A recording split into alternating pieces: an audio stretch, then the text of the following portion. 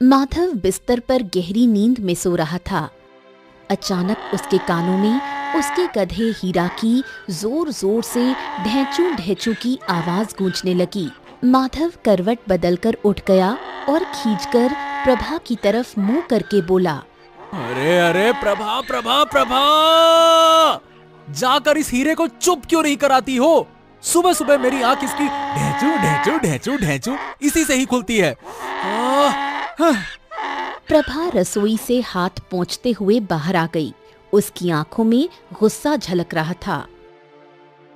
तुमसे ज्यादा समझदार तो तुम्हारा गधा हीरा है। उसको पता है कि प्रातःकाल जल्दी उठना चाहिए, लेकिन तुम हो कि सूरज सर पर चढ़ जाता है और तब भी बिस्तर में पड़े रहते हो। माधव आंखें मसलते हुए गुस्से में अपनी पत्नी की तरफ देखने लगा। अरे प्रभा, पता नहीं हमारा जीवन कब बदलेगा। रोज की तरह सुबह उठो, गांव के अमीर लोगों के कपड़े लेकर तालाब में जाओ, दिन भर उनका गंदा मैल निकालो और बदले में हमें क्या मिलता है? बस कुछ सिक्के। न जाने क्यों तुम भूल जाते हो कि तुम एक धोबी के परिवार से हो। तुम्हारा बाप भी धोबी था, तुम्हारा दादा भी धोबी था और तुम भी धोबी हो। अपने आप को राजा समझना बंद करो। माधव ने गुस्से से अपना सिर झटक दिया और एक पल के लिए चुप हो गया।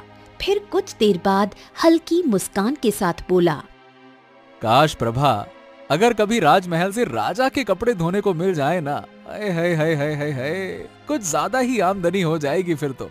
और हो सकता है कि फिर शायद हमारी किस्मत भी बदल जाए। हाँ?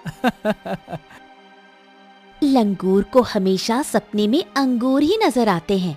अब राजा महाराजा की बातें बंद करो और ये पोटली पकड़ो, तालाब की ओर चलो।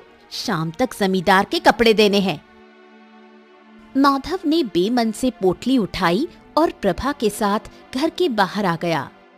दोनों ने कपड़ों की पोटली गधे हीरा की पीठ पर रखी और तालाब की ओर पहुंच गए।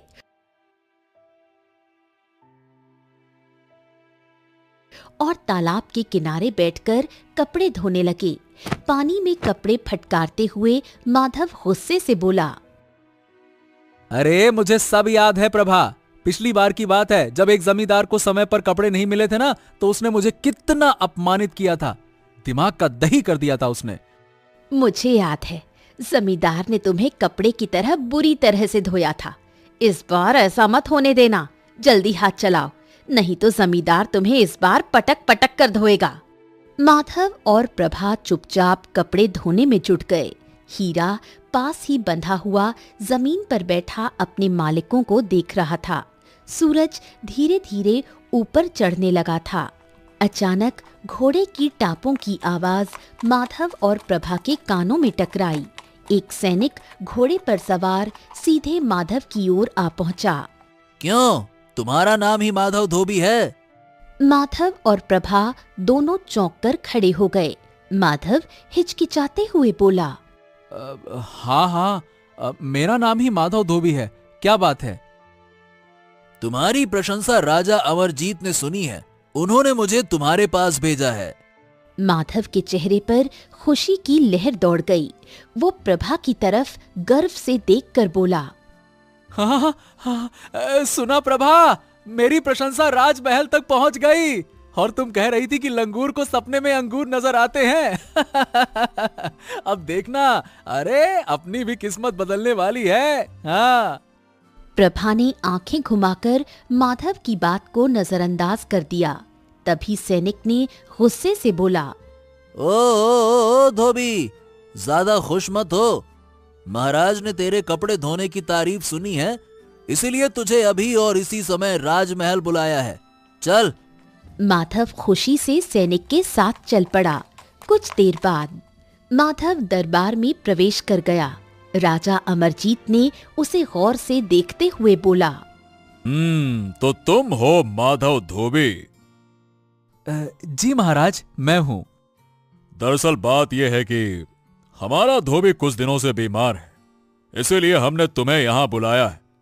तुम्हारे गांव का एक व्यक्ति हमारे राजमहल में काम करता है, उसी ने तुम्हारी प्रशंसा की थी। हम चाहते हैं कि तुम हमारे वस्त्र धोने का कार्य संभालो। क्यों, संभाल पाओगे ना? माधव की आंखों में खुशी झलकने लगी।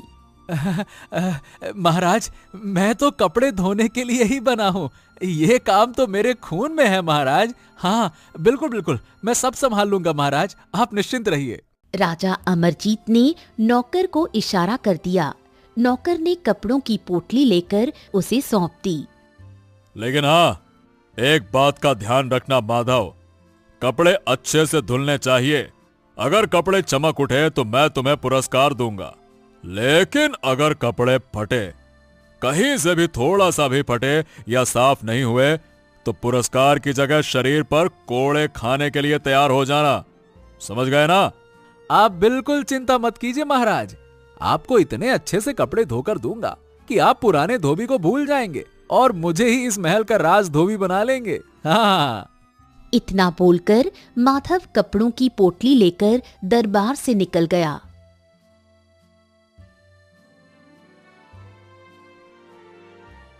माधव घर पहुंच उत्साह से सारी घटना प्रभा को बताने लगा। तो फिर तुम्हें बहुत ज्यादा ध्यान रखना चाहिए। अगर महाराज खुश हो गए तो शायद बहुत बड़ा पुरस्कार मिल जाए। कल मैं भी तुम्हारे साथ कपड़े धोने चलूंगी। माधव का चेहरा तुरंत बदल गया। अरे बकवास बंद कर प्रभा, पिछली बार जब तूने जमींदार के कपड़े रगड़े थे ना, तो उसमें छेद हो गए थे, तभी तो जमींदार ने मुझे इतना धोया था। अगर गलती से भी महाराज के कपड़े फटे तो इस बार कोड़े खाने पड़ेंगे, समझ गई? प्रभा का चेहरा उतर गया। कोड़े खाने का मतलब समझती है प्रभा? अरे भाई, मुझ में इतनी जान नहीं है कि मैं कपड़े भी धोऊं और कोड़े भी खाऊं। ना बाबा ना।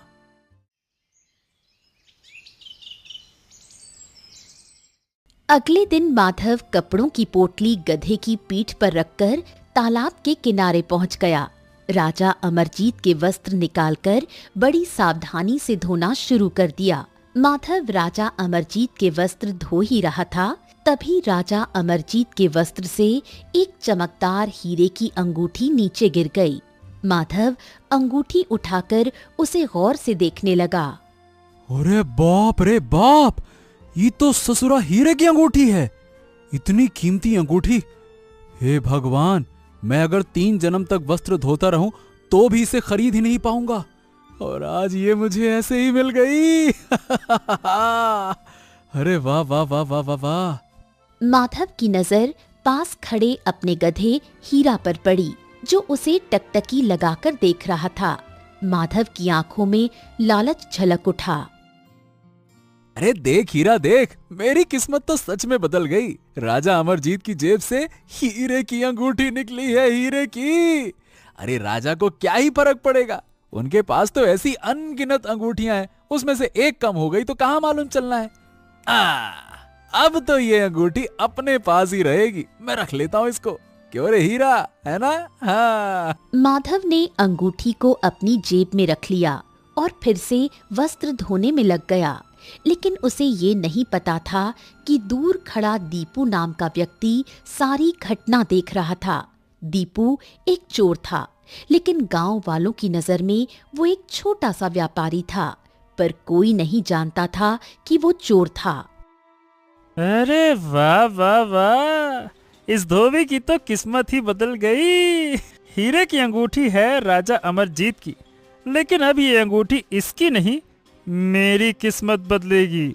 हाँ, आज रात ही मैं इसे चुरा लेता हूँ। हाँ। तभी दीपू के कानों में ढेंचू ढेंचू की आवाज पड़ी। उसने पीछे पलटकर देखा तो माधव का गधा हीरा उसके पास टहलते हुए आ गया था। अरे ये गधा यहाँ कहाँ से आ गया? ओहो, मैं भी कितना मूर्ख हूँ, गधे से डर गया। अरे इसे क्या पता मैं क्या सोच रहा हूँ, पर अगर ये और आवाज लगाने लगा तो माधव मुझे देख लेगा। हाँ, मुझे यहाँ से फौरन निकलना चाहिए। चलो। दीपू तेज कदमों से वहां से निकल गया।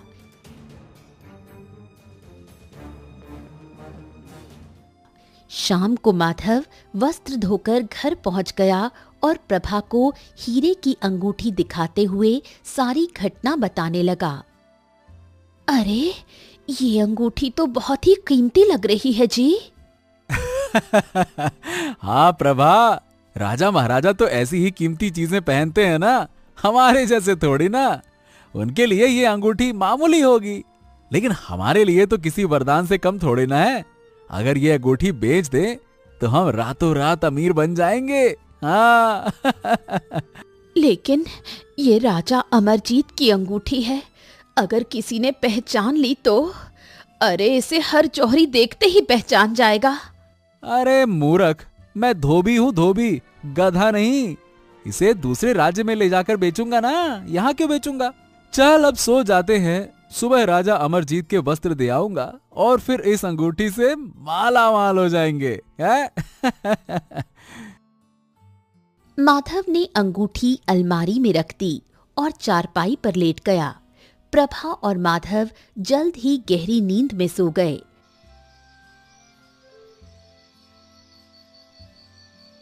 आधी रात हो चुकी थी।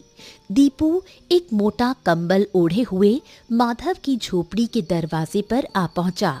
गधा हीरा बाहर बैठा हुआ था और जैसे ही उसने दीपू को देखा, जोर जोर से ढेंचू ढेंचू करने लगा। अबे चुप हो जा, चुप हो जा, चुप हो जा गधे कहीं के। क्या मालिक को उठा के ही मानेगा क्या? चुप कर जाना। मगर गधा चुप नहीं हुआ। उसकी आवाज और तेज हो गई।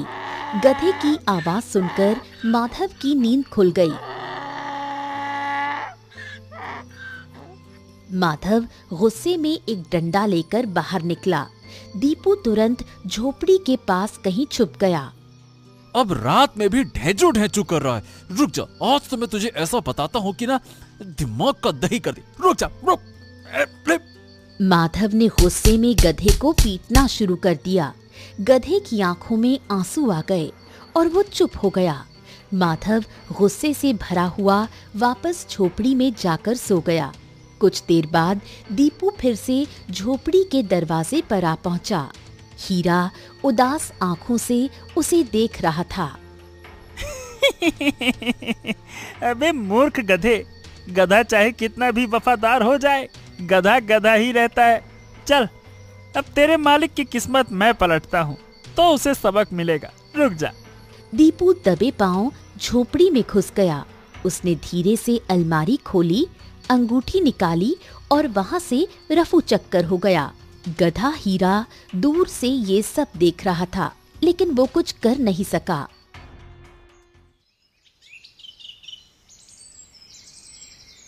सुबह की पहली किरण के साथ माधव और प्रभा की आंखें खुल गईं। ए प्रभा, अरे जल्दी उठो, जाओ उस अंगूठी को निकाल कर ले आओ। जाओ जाओ जाओ जाओ। प्रभा नींद में आलस के साथ उठकर अलमारी के पास जाकर अंगूठी टटोलने लगी। अरे अरे ये क्या, अंगूठी तो यहाँ नहीं है। क्या? अरे ऐसे कैसे हो सकता है?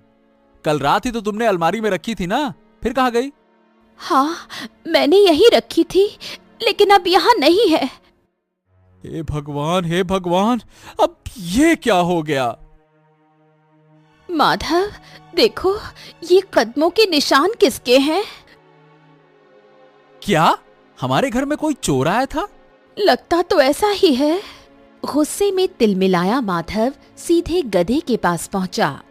ओए हीरा, क्यों रे गधे, जब रात में कोई चोर आया था तो तू मुझे बता नहीं सकता था? हैं? बता नहीं सकता था? बोल बोल। गधा दुखी होकर ढेंचू ढेंचू की आवाज में रोने लगा। अरे अब क्या करूं प्रभा, ये अंगूठी तो हाथ से गई।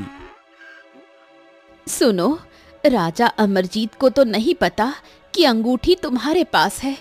अगर उन्होंने पूछा तो कह देना कि तुम्हें अंगूठी मिली ही नहीं। हाँ तो और क्या कहूंगा, यही तो कहना पड़ेगा। हाथ को आया मुंह को ना लगा हाल हो गया मेरा। मेरी तो किस्मत ही फूटी है। माधव कपड़ों की गठरी लेकर सीधे राजमहल पहुंचा, जहां राजा अमरजीत और राजगुरु गंभीर चर्चा में लीन थे। महाराज, ये रहे आपके कपड़े, अब मेरी मजदूरी दे दीजिए। बकवास बंद करो। अरे तुझे कपड़ों की मजदूरी की पड़ी है और यहाँ मेरी जान पर आफत आई हुई है। महाराज, मैं आपकी बात का मतलब नहीं समझा। हाँ, मेरे पास एक चमत्कारी अंगूठी थी जो अब मिल नहीं रही है। अंगूठी? महाराज, उस अंगूठी को खोजना बहुत आवश्यक है। अगर वो अंगूठी नहीं मिली तो भारी विपत्ति आ सकती है। माधव चुपचाप गठरी लेकर जाने ही वाला था। रुको माधव। राजा अमरजीत को अचानक कुछ याद आ गया। हमें याद आ गया। हाँ हाँ हाँ हाँ, शिकार पर जाने से पहले हमने अंगूठी अपने वस्त्र में रख दी थी और वही वस्त्र धोने के लिए तुझे दिए थे। महाराज? हाँ, चलो वस्त्र की गठरी खोलो। माधव ने कांपते हाथों से गठरी खोल दी। राजा अमरजीत ध्यान से वस्त्रों को देखने लगा, लेकिन अंगूठी नहीं मिली। हाँ नहीं, लेकिन हमें पूरा विश्वास है कि अंगूठी मेरे वस्त्रों में ही थी। माधव, तेरे माथे पर पसीने की बूंदें बता रही हैं कि तुझे अंगूठी के बारे में कुछ पता है, हैं? नहीं महाराज, नहीं, मुझे कोई अंगूठी नहीं मिली महाराज। मैंने तो ये नहीं कहा कि तुझे अंगूठी मिली या नहीं मिली। फिर तूने खुद ही ये क्यों कह दिया कि तुझे अंगूठी नहीं मिली? इसका मतलब ये हुआ कि अंगूठी तुझे मिली है और अंगूठी तेरे पास है। क्यों? महाराज, मुझसे भूल हो गई। मुझे लालच आ गया था, लेकिन सही बताऊं तो कल रात वो अंगूठी चोरी हो गई। महाराज, चोरी हो गई है वो अंगूठी। क्या? वो अंगूठी चोरी हो गई? हाँ महाराज, मैंने अंगूठी के बारे में किसी को नहीं बताया। हाँ महाराज, वो चोरी हो गई। मेरी बात कान खोल के सुन। हम तुझे 2 दिन का समय देते हैं। अगर 2 दिन में अंगूठी नहीं मिली तो हम तुम्हें सरेआम मौत के घाट उतार देंगे। चलो जाओ यहां से। तभी राजगुरु माधव की ओर देखकर बोले, माधव, मेरी बात कान खोलकर सुनो। उस अंगूठी का मिलना बहुत जरूरी है। तुम्हें शायद उसका रहस्य नहीं पता। सुनो, मैं तुम्हें बताता हूं। देखो, कुछ समय पहले पड़ोसी राज्यों की नजर महाराज के राज्य पर थी और उनके विरुद्ध षड्यंत्र रचे जा रहे थे। स्थिति अत्यंत विकट हो गई थी और महाराज चाहकर भी युद्ध नहीं लड़ सकते थे, क्योंकि हमारी सेना शत्रु की सेना के तुलना में बहुत कमजोर थी। तब मैंने हिमालय पर्वत की यात्रा करने का निश्चय किया। वहां महीनों तक मैंने साधना की और अंततः एक सिद्ध साधु महाराज से मिला। साधु महाराज को मैंने अपनी सारी व्यथा सुनाई और उनसे समाधान के लिए प्रार्थना की और मुझे एक चमत्कारी अंगूठी उन्होंने दी। लेकिन साधु महाराज ने मुझे ये चेतावनी भी दी थी। उन्होंने कहा था कि जब संकट समाप्त हो जाए और राज्य में पुनः शांति स्थापित हो जाए, तब इस अंगूठी को अवश्य लौटा देना। ये अंगूठी केवल एक निश्चित समय तक ही रक्षा कर सकती है। अगर इसे समय पर वापस नहीं लौटाया गया तो ये अंगूठी राज्य के लिए संकट का कारण बन सकती है। समझ गए?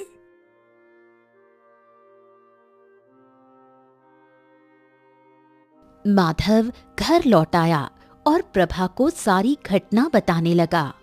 अब क्या होगा? अंगूठी कहाँ ढूंढेंगे? माधव की बात बाहर गधा सुन रहा था, जो बेचारा बोल नहीं सकता था, लेकिन वो जानता था कि अंगूठी किसने चुराई है। इधर दूसरी ओर दीपू अंगूठी को देखते हुए बोला, तो ना इसे मैं बंशीलाल जौहरी के पास बेचाऊं, वो सही दाम दे देगा। हाँ, चलो। इतना बोलकर दीपू चल पड़ा, लेकिन गधा चुपचाप उसका पीछा करने लगा। दीपू को इस बात की भनक तक नहीं लगी। दीपू बंशीलाल की दुकान पर चला गया।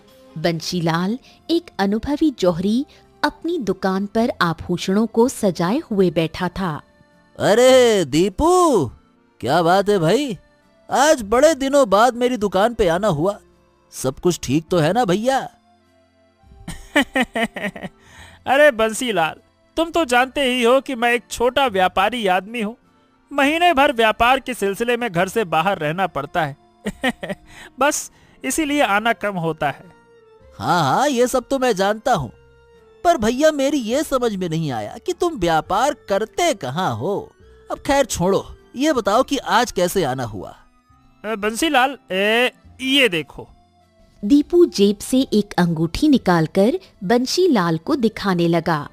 हा, ये अंगूठी तो बड़ी ही विचित्र लग रही है, और इसका हीरा, ये तो बहुत ही बेशकीमती है भैया। जानता हूँ, और इसीलिए तुम्हारे पास आया हूँ, क्योंकि तुम ही इसकी कदर जानते हो। अच्छा ये बताओ, बेचने आए हो? हाँ। बंशीलाल ने एक छोटी सी पोटली में स्वर्ण मुद्राएं लेकर दीपू की ओर बढ़ा दी। दीपू मुद्राओं की पोटली लेकर चला गया।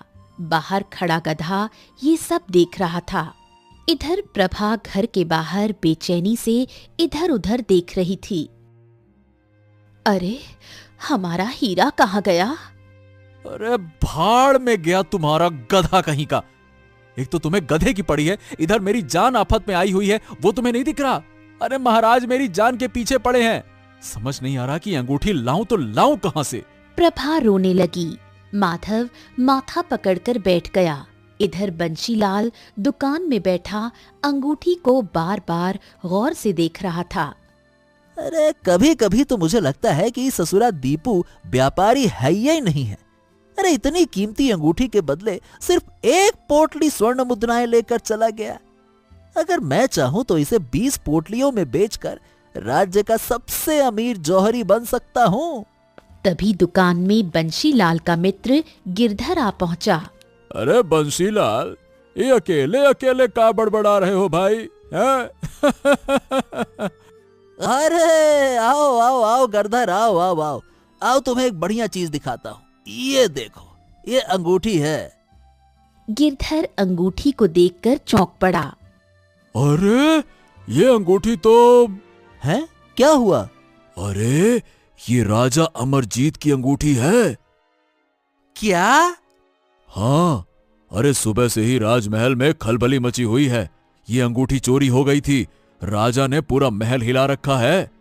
अरे मगर मुझे ये तो दीपू व्यापारी बेचकर गया है। अरे वो व्यापारी नहीं होगा, चोर होगा, चोर। अरे तो अब मैं क्या करूं? अगर राजा अमरजीत को पता चल गया तो वो तो मुझे ही दोषी समझेंगे ना। वो क्यों मानेंगे कि कोई चोर आया बेच कर गया? अच्छा ठीक है, शांत हो जाओ, शांत हो जाओ। तुम चिंता मत करो, मैं राजा को सब बता दूंगा और समझा दूंगा, ठीक है? नहीं नहीं नहीं नहीं गिरधर, नहीं नहीं नहीं, मैं स्वयं राजा को अंगूठी दूंगा। हो सकता है कि राजा मुझसे खुश होकर मुझे कुछ पुरस्कार ही दे दे। गिरधर वहां से चला गया। बंशीलाल गुस्से से दांत पीसता हुआ बोला। हाँ, अब मेरी समझ में आया कि इस ससुरा दीपू कोई व्यापारी नहीं, बल्कि एक नंबर का चोर है, चोरकट कहीं का। अब मैं उसे सबक सिखाऊंगा। इस अंगूठी को मैं कहीं ऐसी जगह छुपा कर रख दूंगा किसी को न मिले, और राजा अमरजीत से कहूंगा कि दीपू ये अंगूठी मेरे पास लेकर आया था, लेकिन मैंने इसे खरीदा ही नहीं। राजा अमरजीत की नजरों में दीपू दोषी साबित हो जाएगा और मेरा सम्मान बढ़ जाएगा। बाहर खड़ा गधा ये सब सुन रहा था।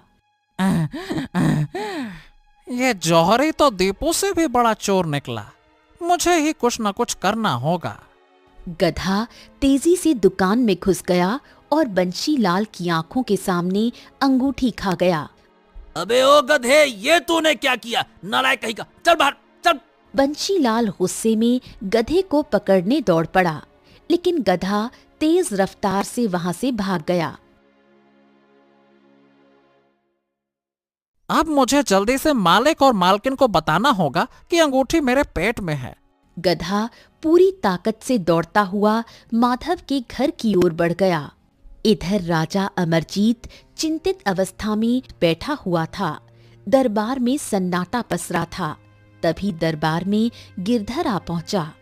महाराज, मैंने आपकी उस अंगूठी को राज्य के सबसे कुशल जौहरी बंशीलाल के पास देखा है।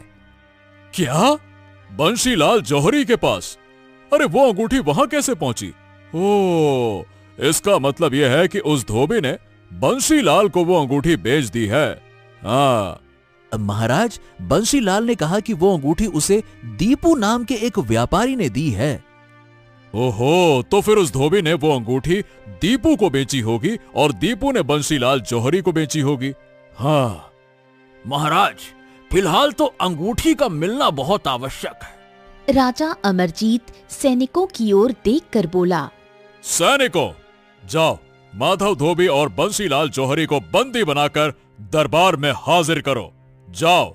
कुछ ही देर में सैनिक माधव धोबी और बंशीलाल जौहरी को बंदी बनाकर दरबार में ले आए। माधव, तुम तो कह रहे थे कि तुम्हें अंगूठी के बारे में कुछ नहीं पता, और सच्चाई ये है कि तुमने अंगूठी चुराकर बंसीलाल जौहरी को बेच दी। क्यों? महाराज, मैं बंसीलाल जौहरी को जानता तक नहीं।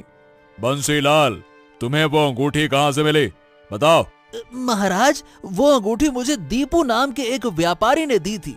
वो अक्सर सोने और हीरे से बनी वस्तुएं मुझे लाकर बेचता है। ओह माधव, क्या तुम दीपू को जानते हो? हाँ महाराज, वो तो मेरे पड़ोस में ही रहता है। ठीक है, तो हम स्वयं तुम्हें बंसीलाल को लेकर राजगुरु और कुछ सैनिकों के साथ दीपू के घर पे जाएंगे। चलो। कुछ ही देर में राजा अमरजीत माधव धोबी, बंशीलाल, राजगुरु और कुछ सैनिकों को लेकर दीपू के घर पर पहुंच गया। उन सब ने देखा कि दीपू अपने घर के बाहर कहीं जाने की तैयारी कर रहा था। दीपू उन सब को वहां देखकर बुरी तरह से चौंक पड़ा। राजा अमरजीत दीपू की ओर देखते हुए बोला, तुम्हारा भेद खुल गया है दीपू। मुझे पता लग गया है कि तुम एक चोर हो, और अब मुझे सच सच बता दो। मैं इतना क्रोधित हूं कि अगर तुमने झूठ बोला तो मैं तुम्हारी गर्दन धड़ से अलग कर दूंगा। बोलो। हाँ महाराज, मैं सच बताता हूँ, मुझे बस माफ कर दीजिए, मैं सब कुछ बताता हूँ। हाँ तो बोलो। महाराज, मैंने माधव धोबी को वस्त्र धोते हुए देखा। तभी मैंने देखा कि आपके वस्त्रों से एक सुंदर अंगूठी नीचे गिर गई। माधव की आंखों में उस अंगूठी को देखकर लालच आ गया। वो अपने गधे से बात कर रहा था कि वो आपकी अंगूठी बेचकर अपनी किस्मत बदल देगा। फिर क्या हुआ? महाराज, मैं तो चोर हूं ना। मैंने मौके का फायदा उठाया और रात में माधव के घर से वो अंगूठी चुरा ली और बंशीलाल जौहरी को बेच दी। बस यही सच है महाराज, और आपकी अंगूठी बंशीलाल के पास है। ओह, तो अंगूठी तुम्हारे पास है बंसीलाल? क्यों? महाराज, वो अंगूठी मेरे पास थी, लेकिन लेकिन क्या? महाराज, वो अंगूठी एक गधा खा गया। ये क्या बकवास कर रहे हो? गधा अंगूठी खा गया? अरे गधा अंगूठी क्यों खाएगा है? इसका मतलब साफ है कि तुम्हारी नीयत खराब हो गई थी। क्यों बंसीलाल? महाराज, कहीं वो गधा मेरा तो नहीं है। मेरा गधा सुबह से लापता है। अरे क्या लगा रखा है? गधा, अंगूठी, लापता, फिर गधा, फिर अंगूठी। सीधी सी बात है कि मुझे मेरी अंगूठी वापस चाहिए, मतलब चाहिए, किसी भी कीमत पर। लेकर आओ। उसी समय वहां हीरा गधा आ पहुंचा। महाराज, हाँ, यही वो गधा है जिसने मेरे सामने अंगूठी निगल ली थी। हाँ, अगर इस गधे ने अंगूठी निगली है तो अब ये अंगूठी इसके पेट से ही निकलेगी। गधे की आंखों में आंसू आ गए। वो कुछ समझाना चाहता था, लेकिन गधा होने के कारण बोल नहीं पाया। तभी वहां पर रंग बिरंगी रोशनी से एक साधु प्रकट हो गए। महाराज, ये तो वही साधु हैं जिन्होंने हमें अंगूठी दी थी। राजा अमरजीत, तुम्हें शर्म आनी चाहिए, एक बेजुबान जानवर की हत्या करते हुए। साधु महाराज, दरअसल अंगूठी गधे के पेट में है और आपको वो अंगूठी हर हाल में चाहिए थी, बस इसीलिए। राजा अमरजीत, वो अंगूठी कितनी भी चमत्कारी क्यों ना हो, लेकिन किसी की जान से बढ़कर नहीं है। तुमने जो अंगूठी निगली है वो बहुत चमत्कारी है। तुम्हें खुद पता नहीं कि तुम्हें बोलने की शक्ति मिल चुकी है। अब सच बताओ। गधा कांपते हुए इंसानी आवाज में भावुक स्वर में बोला, महाराज, मैं एक गधा हूँ, इसमें मेरी क्या गलती है? मैंने अपनी आंखों से देखा था कि आपके वस्त्र से वो अंगूठी गिरी थी। मेरे मालिक माधव की नजर उस अंगूठी पर पड़ी और उसकी आंखों में लालच भर आया। मैंने देखा कि दूर खड़ा दीपू भी उस अंगूठी को लालच भरी नजरों से देख रहा था। मैं धीरे धीरे दीपू के पास गया। दीपू ने सोचा कि भला एक गधे से उसे क्या ही खतरा हो सकता है। रात में जब सब सो रहे थे तब दीपू चोरी करने के लिए आया। मैंने अपने मालिक को अपने अंदाज में जगाने की बहुत कोशिश की। ढेंचू ढेंचू ढेंचू मैंने खूब आवाज निकाली, पैरों से जमीन खुरची, लेकिन मेरे मालिक ने मेरी बात समझने के बजाय मुझे ही डंडे से पीटना शुरू कर दिया। मालिक ने मेरी कोई बात नहीं सुनी और दीपू मेरी आंखों के सामने उस अंगूठी को चुरा कर ले गया। मैं कुछ भी नहीं कर सका। अगली सुबह जब मालिक रोते हुए घर लौटे और कहने लगे कि महाराज अमरजीत सिंह उन्हें जान से मार देंगे, तो मुझे उन पर तरस आ गया। मुझे पता था कि अंगूठी दीपू ने चुराई थी और वो कहाँ रहता है। मैं दीपू के घर गया और वहां देखा कि वो सीधे बंशीलाल जौहरी की दुकान पर गया और अंगूठी उसने बेच दी। लेकिन बंशीलाल जौहरी की मंशा भी ठीक नहीं थी। वो अंगूठी आपको लौटाने की बजाय उसे बेचकर फायदा कमाना चाहता था और वो केवल दीपू को फंसाना चाहता था। जब मैंने बंशीलाल के मुंह से ये सब कुछ सुना तो मुझे यकीन हुआ कि अगर अंगूठी महाराज को नहीं मिली तो मेरे मालिक की जान चली जाएगी। तभी मैंने बंशीलाल की दुकान से मौका देखकर अंगूठी निगल ली। उसके बाद से मैं इस वक्त यहां आकर सबको यही बताने की कोशिश कर रहा था कि अंगूठी मेरे पेट में है और असली गुनहगार दीपू और बंशीलाल हैं। लेकिन महाराज, आपने मेरी बात नहीं समझी। मेरी जान लेने के लिए आपने तलवार निकाल ली। क्या मेरी इतनी ही कीमत है? इतना बोलकर गधा रोने लगा। उसकी आंखों से आंसू टपकने लगे। देखा महाराज, देखा, ये जानवर है जानवर, लेकिन इसने तुम सबकी मदद करनी चाहिए। तुम सबसे ज्यादा इंसानियत इस जानवर में है, फिर भी किसी ने इसकी बात तक नहीं सुनी। और तुमने अपने गधे को बेवजह पीटा, जबकि ये तुम्हारी हर हाल में मदद करना चाह रहा था। मुझे माफ कर दो मेरे दोस्त, तू सच में हीरा है, हीरा। मैं तो अंगूठी में लगे हीरे को देखकर खुश हो रहा था, लेकिन मेरे पास तो तेरे जैसा हीरा था और मैं तुझे पहचान ना पाया। मुझे माफ कर दे मेरे दोस्त, मुझे माफ कर दे। साधु ने गधे की पीठ पर हाथ रख दिया। अचानक रंग बिरंगी किरणों से वो अंगूठी साधु के हाथ से प्रकट हो गई। महाराज, अब मैं चलता हूं। इतना बोलकर साधु गायब हो गया। दीपू और बंशीलाल को कैद में डाल दो और माधव, केवल इस गधे की वजह से तुम्हें स्वर्ण मुद्राएं दे रहा हूं, वरना तुम्हारे मन में भी लालच आ ही गया था। अगर इस गधे ने मेरी आंखें ना खोली होती तो तुम्हें भी कारागार में डाल देता। चल मेरे हीरे चल, अब तुझे कभी तंग नहीं करूंगा। उस दिन के बाद माधव की किस्मत बदल गई।